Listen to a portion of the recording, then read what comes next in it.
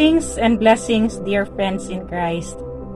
May we find each day truly a blessing from God, despite the many difficulties this pandemic has challenged us.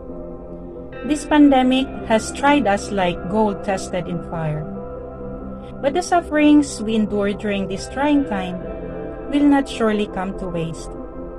You see, something good is born out of it. Our faith is strengthened in moments when we have nobody or nothing to hold on to but God alone. Our hope is fortified in times of desperation, depression, and helplessness. Our love is magnified as we care for others and their needs, even in little ways we can. We may be tested and tried during this most difficult time in human history, but with the eyes of faith, with the lens of love, we strain forward, confident that two good hands carry us along, the hands of a good God. The rapid and aggressive transmission of the Omicron variant, of which for some sound reason hope to be the beginning of the end of this pandemic, somehow sheds a ray of hope that one day, sooner or later, we will all come out from this pandemic. We long that life gets back to normal. If it is true that we are almost at the end of this pandemic, without us having false hopes, we might perhaps as well pause for some moment to reflect on these questions. Who will I be after this pandemic? How was I shaped by my experiences during this pandemic? What did this pandemic taught me as a person and as a Christian? Surely our answers would vary according to how we welcomed the lessons this pandemic has brought us.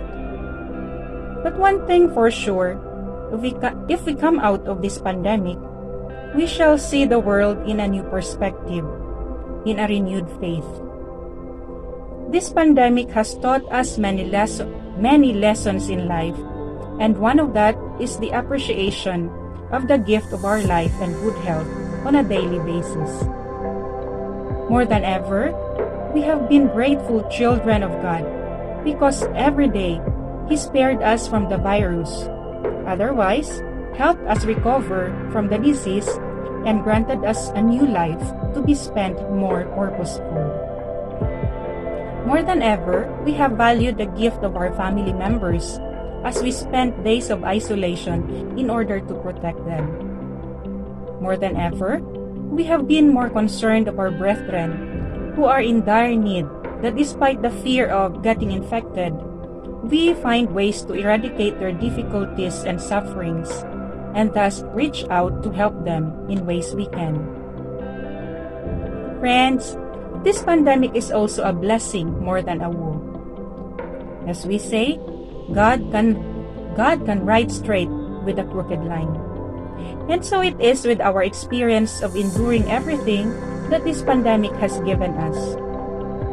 God used this pandemic to transform our hearts and our world, so that as we go out of the world after this pandemic, we are a new creation, shaped by His love and wisdom, so that we can witness to our faith and tell others how we have experienced God's goodness and love during this time of pandemic.